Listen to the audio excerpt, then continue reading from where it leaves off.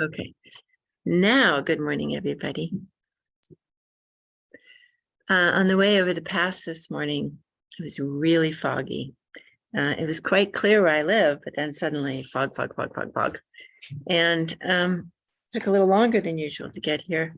And while I was driving, I heard the Katie Lang song, Closer to Fine. I don't know if you know this song, but even though I shouldn't have, I wrote down some of the lyrics. My car does drive itself part of the time. And it was really striking to me, this one little couplet. The words were this: I wrapped my fear around me like a blanket. I sailed my ship of safety till I sank it. I'm crawling on your shores. All of that seems like the Buddha's teaching to me. He taught suffering and the release of suffering. He taught us how to be happy, how to live with what is, how to be closer to fine, with just how it is. So, of course, that reminds me of an old Zen story. This last week, my friend Tim Tolan at Milwaukee Zen Center, and he was at Ryomonji with Shuso, and this was his koan, and I sat through his Shuso ceremony. And so I want to tell you about this koan. Tim, you've heard this one before, just the koan. It's really lovely. It's number 69 from the Blue Cliff record. You've heard it before, maybe. Nanchuan or Nenzen draws a circle. So there are three Dharma brothers in this story, and they're climbing up a mountain together, kind of on a pilgrimage to pay respects to the Chinese national teacher. And when they get halfway up the mountain, one of them says, Nanchuan says, he draws a circle on the ground and he says, if you can speak, to his other Dharma brothers, if you can speak, then we can go on. One of the Dharma brothers said nothing with his mouth. He sat down right in the middle of the circle. The other Dharma brother made a small bow. In one translation says a small bow. The other translation says a curtsy. We could talk about what that curtsy could mean. So if you can think of this circle as representing the universe, ultimate truth, Buddhism, everything, everywhere, all the time, what can you say about the truth that will remain the truth after it's been said or expressed? But then again, if you don't communicate something about the truth, no one can understand. The pointer to this case has a couple of lines. I'm not going to do the whole pointer, but I think this is helpful. Sitting inside the circle, there's no place to bite it. So we're going to come back to this koan later, but maybe let it run on an alternate radio station while we're talking. I've been reading, thank you, Tim, Busho Lan's new book. It's called Singing and Dancing Are the Voice of the Law. You might remember Busho Lan. He came and was a guest on our online Sangha last year. I think it was last year. It could have been the year before. Time has become very, very fluid. And he's very famous in my mind and heart for saying, pick up the crying baby, which was a great teaching for me. And so you can see and listen to his talk. It's on our YouTube channel. I'm pretty sure that talk. This is a really wonderful book. I'm really enjoying it. I'm not done. This book is a commentary on Hakuin's Song of Zazen, which so far sounds to me like a yay Mahayana Buddhism song, but I'm really loving his Busho's insights. So Busho says this about Zazen. Over time, you will start becoming aware of the dynamic of resistance and surrender over and over and over again. We fear our suffering and offer resistance. Then we surrender and move into it with grace and increasing ease. If you remain distant and aloof, like not feeling, a not feeling witness, you're stuck. Notice the more fluid and graceful this flowing dynamic is, the more you expand into lightness, freedom, and joy. So in our practice, we talk quite a lot about suffering, this deep awareness of one's own pain.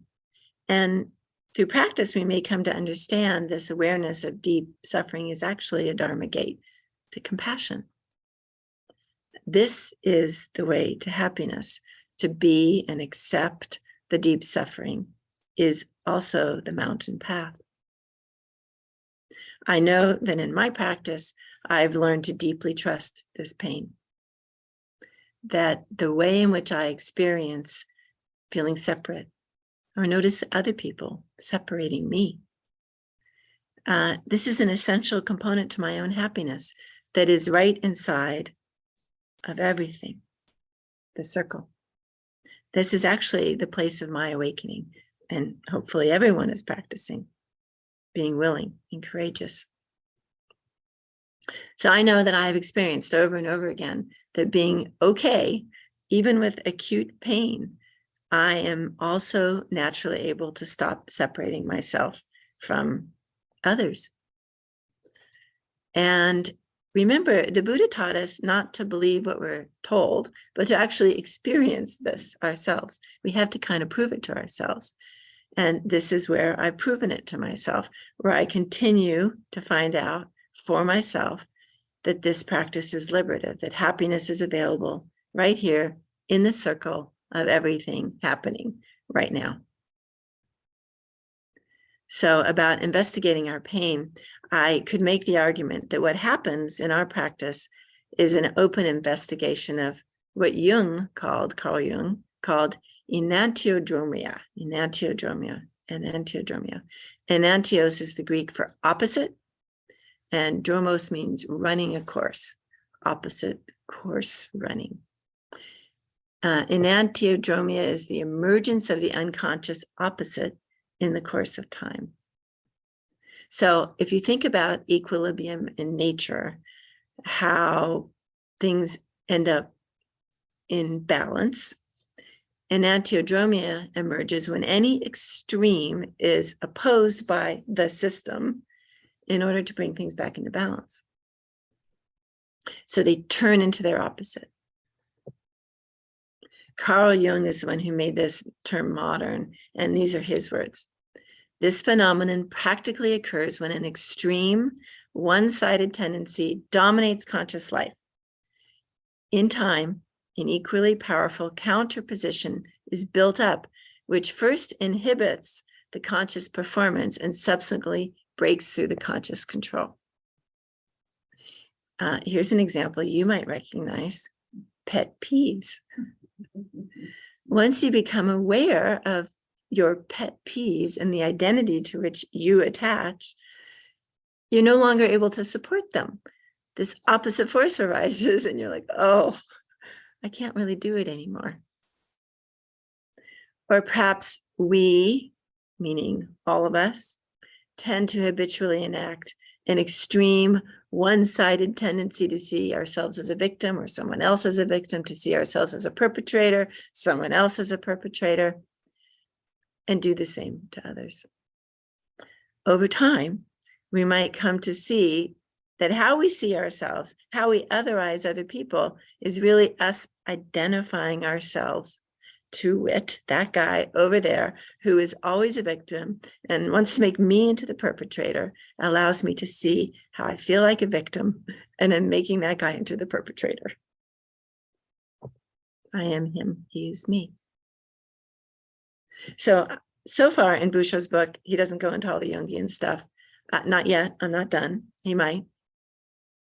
But he makes the case for allowing Zazen to do its job on us. In our willingness and our courage to be with our pain, Zazen makes room for compassion. And that will naturally arise if you're not trying to get rid of your pain.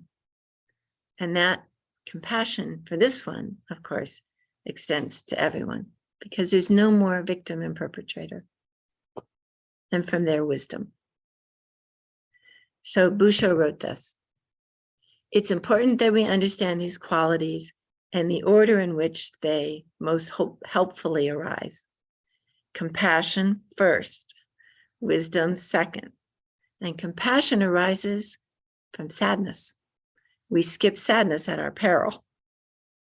Wisdom without compassion isn't really wisdom.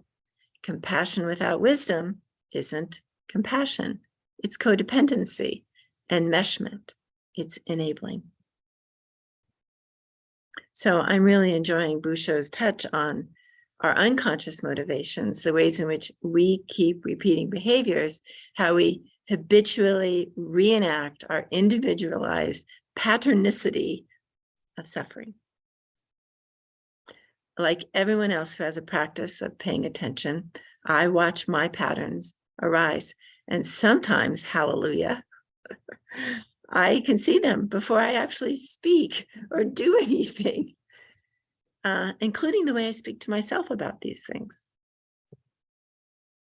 This pause before I do anything is this huge, incredibly beneficial byproduct of practice. To not automatically enact one's conditioned behaviors, to take a pause, to kind of like press the refresh button for a moment, to not speak, to not act, to just sit with it and do nothing, to allow ourselves this incredibly luxurious space of being okay, being fine with what's happening, not trying to kill it or grab it or identify with it, but just being okay with it for a minute. It's this great gift we give to ourselves and others. It keeps us from otherizing us and everybody else. It keeps us in the circle of everything. And I got to say, we can't rush that process of waiting to allow that feeling to move through us. There aren't no shortcuts. And I guess the unconscious has always probably been a hot topic. But these days researchers are spending quite a lot of time looking at it. But I feel like the extent to which we've been influenced by unconscious conditioning is nothing new. And in fact, long before Freud and Jung, we had this concept of samskara, which already provided a pretty sophisticated explanation for the causal forces that shape our unwitting actions and our responses. The word samskara comes from the Sanskrit sam, the sam. It's complete or joined together like a circle. And kara, which is action or cause or doing. Samskara, it's commonly translated, we often hear people talk about it as habit, pattern, habit, energy. Sometimes it's called recollection. These patterns are unconscious and create the inner and mostly unseen inner drives that influence our choices and our speech and our conduct. Samskaras can be either maladaptive or adaptive. Adaptive samskaras generate kind of kind and virtuous actions. Like we have good habits, right? They're not all sucky. Some of them are beneficial. Some of them are good. And they generate kindness and virtuous behavior. But maladaptive or negative samskaras engender craving and delusion and aversion, strengthening the bonds of karma. And I would say halting our sense of being closer to fine, to happiness. So how do you know you've activated a samskara? I think you all know how you've activated a samskara. You experience this really strong emotional, mental, physical reaction, which is very difficult to let go. You know how you feel about your pet peeves, for example. And then the next stage might be you feel kind of stuck in this thought or this emotional or this physical sensation. You're stuck in a loop. And the next thing, if you're paying attention, you might be able to trace it back to an earlier experience. And you think, oh, it's actually not happening here, except through my habitual patterning of it. And you may also, fourth, feel it's impossible to move off the flood of response. And this is where Zazen comes in. Zazen gives us this tool to work with these unconscious influencers through our conscious awareness of them. This is how we transform our suffering to compassion, to wisdom. This is how we release suffering. This is what the Buddha might have called happiness. So back to our koan. Suddenly, one of the monks heading up the mountain stops the path and says, "Hold it." He draws a circle on the road and demands that someone says something before they can go on. One of the brothers steps into the circle and sits down. The other brother makes a small bow. So if we say the circle is wholeness or oneness or everything or a womb of it all, for me, this idea of it being a womb kind of helps me understand the curtsy translation, because women would often make a small bow, curtsy, a small bow to keep their clothes from getting in the dirt, I guess, and because they have nicer clothes. And so this small bow could be admitting the feminine right then. That circle is the womb, is the feminine. They've been going on a mountain path, which is straight. So this is yin and yang. So that's one way of looking at that small bow. Maybe it's an acknowledgement of the feminine. And perhaps this koan is reminding us that we're all already encircled. We're all already in the circle. No one can get a bite out of it because none of us can get it at all. We can't remove ourselves from the wholeness, even though we do a lot of behaviors that remove ourselves from the wholeness, we think. Perhaps this koan is reminding us that we already embody the truth in ourselves. There's nowhere we have to go. We don't have to go up the mountain. We just sit down in the middle of our lives and wake up. The ancients, that means the Buddha and Jung and Freud and Busho, ask us to dedicate ourselves to a way which will align us with this deeper reality, which includes material and motivations that we're not always conscious of. They're not even easily accessible unless you're willing to sit with them. And the question is, are we willing? Are we willing to sit here without any expectation of results? This is a challenge for most of us because we really want results and we really want to be in charge. Well, I'll speak for myself. I really want to be in control and I want to know what's going on. And that's not the right question, as Kobun Sensei once said. That's not the question. In fact, in Zazen and maybe in life, we actually aren't doing anything that we could say we're in control of. We're simply allowing life to be our teacher. We're allowing what is already doing us. At least that's how it feels to me. So we can experience shikantaza, our practice of just sitting, as effortless, like breathing. Breathing just happens without you trying to breathe. Sitting shikantaza, we can just let things be. We can receive information through all of our senses, and we can leave it alone. We can stop interfering. We might say, it's often said, we might get out of our own way. We can see our own resistance and say, okay, we notice what's arising and we can let it go. In other words, we sit down in the middle of this circle, the circle of our own lives, where we are, the circle of all those circles of all of our lives, where this is happening right now. And this right in the middle of the messy, painful, joyous, chaotic thing of our lives. There's no place else to go and nowhere else where we're going to be more one with everything. There's just this where it's happening. And this is where we have to sit, to awake. So we have to let it move us to awareness, to compassion, to wisdom. We have to sit down in the middle of our own suffering, right in the middle of this ever widening Sangha, which is everybody, everywhere, all the time, and open ourselves up, open all of ourselves up to this troubled beauty. So there's two things I'd like to end with.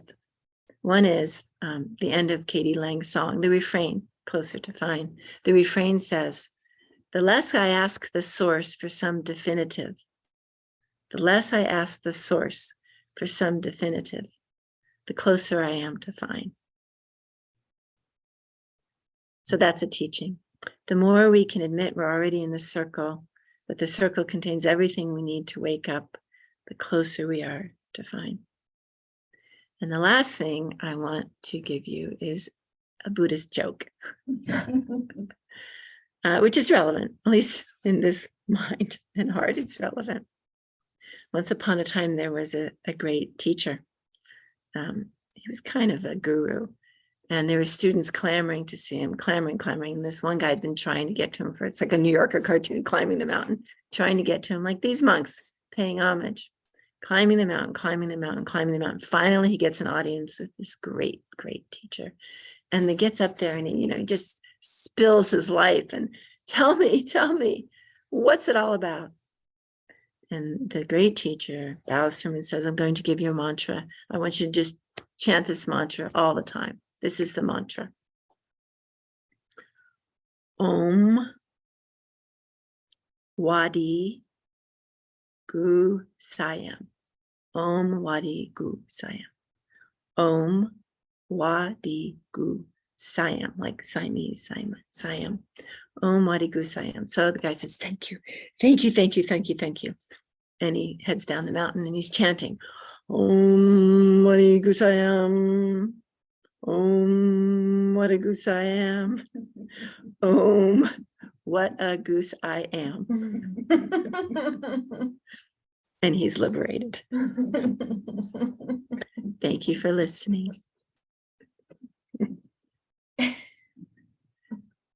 Well, I have to say, my mother told me that joke. Are you serious? But it wasn't Zen. It wasn't said, oh, what a guru, right? It was a guru. Well, I didn't make up the story. Your mother's very wise. Okay, I'm going to stop recording. Hang on.